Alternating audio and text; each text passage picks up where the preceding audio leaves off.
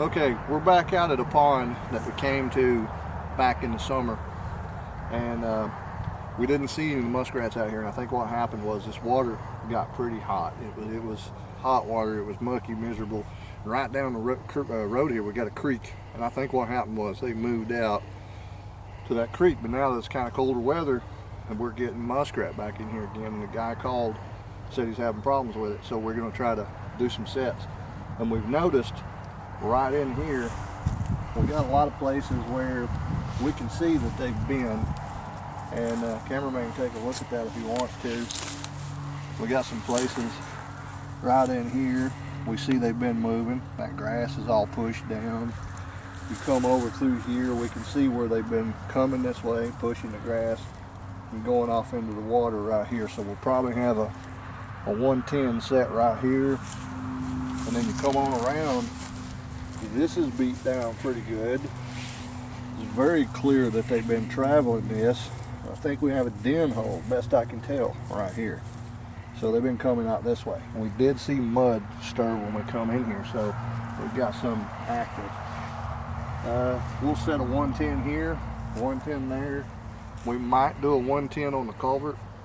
We do have some places on the other side that we'll set a couple 110s as well.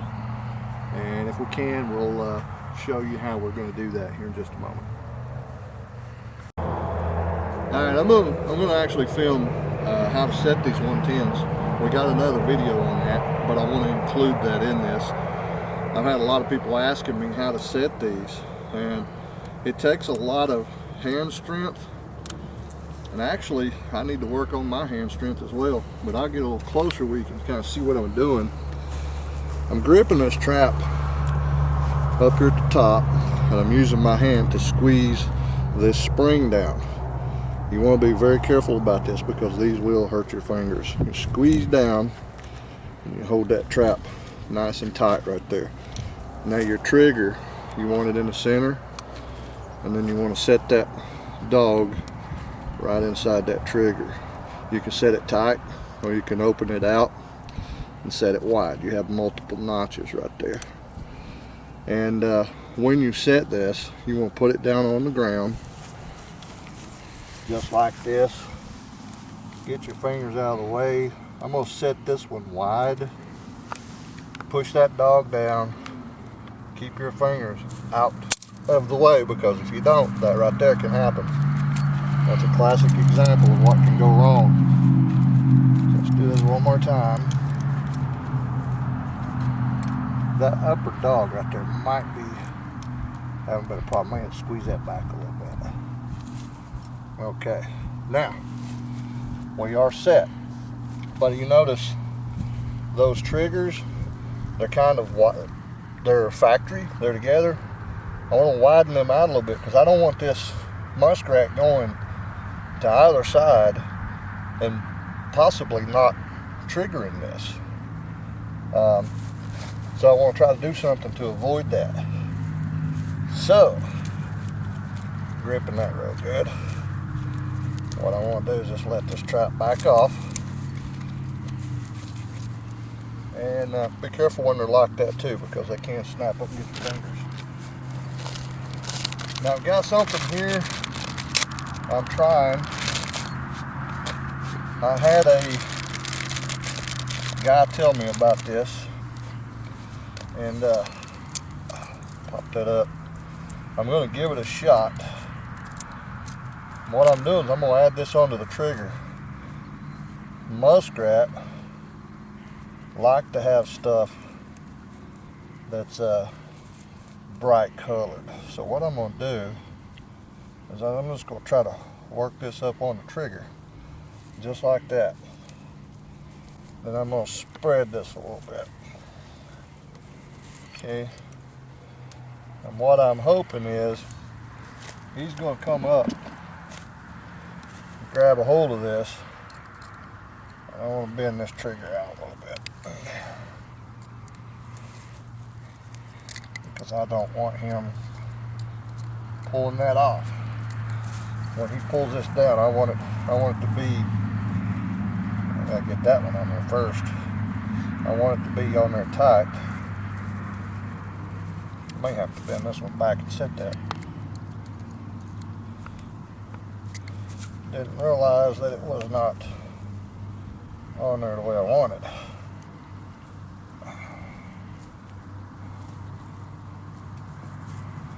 It's gonna be difficult to get on there.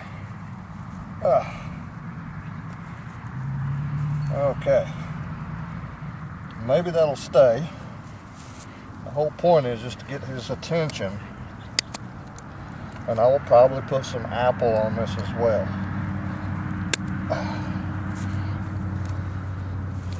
Now I'm going to reset this trap.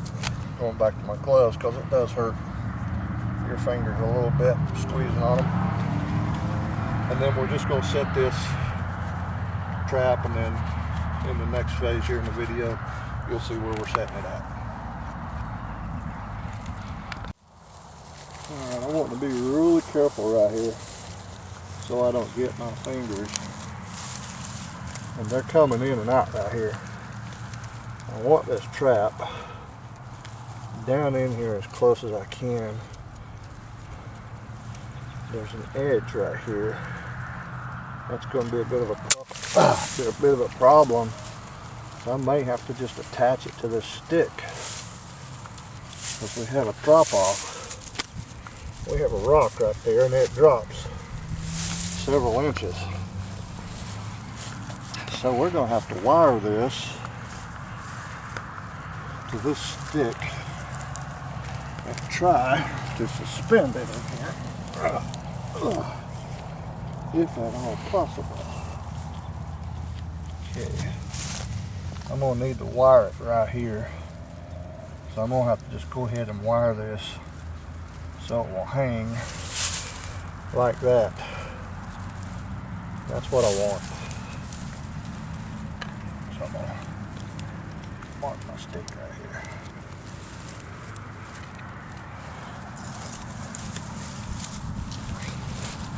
Alright, safety catches. If you noticed, I kept triggering this thing while I was trying to put it in here. Right now we're just getting it put on the stick where we want it to go before we set it. The safety catch. You can see this trap triggered. If my fingers had been in here, well, I would have been crying right now. But the safety catch got it. And I can release it out. It'll come out so far. But now I can still set this pretty easily. I always have a safety catch, or you'll end up with broken fingers. What we're going to do right now is I'm cutting this off, this stick, because I want this trap setting up like this. So I'm going to take this stick, I'm going to work it down in here so that this trap has got something to kind of hold it. Not like that. That'll work fine for me. Then I'll just reset this and drive it back in the water. We're still at our mark, so we should be fine. Alright, I'm just wiring this other stick together. This pond has been built up with a rock wall, and there's a rock right there. I can't set my trap normally like you would. It keeps wanting to fall off that rock, so I'm having to go this route. All we're doing is just wiring this up, and doesn't have to be pretty. It actually looks fine right there to me, just so it doesn't come off. Now we're going to try to reset this and get it in the water, and hope that the other spots in this pond is not as hard. That should set okay. Keeps wanting to pop loose. These things are hair trigger, man, I tell you. May have to just get it drove in and set it. But I'm going to try anyway, because I'm very persistent.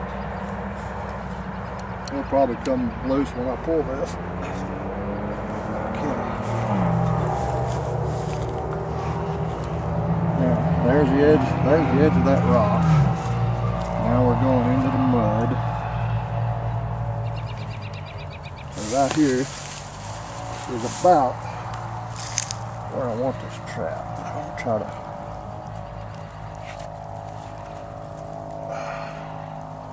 But there's some solid mud.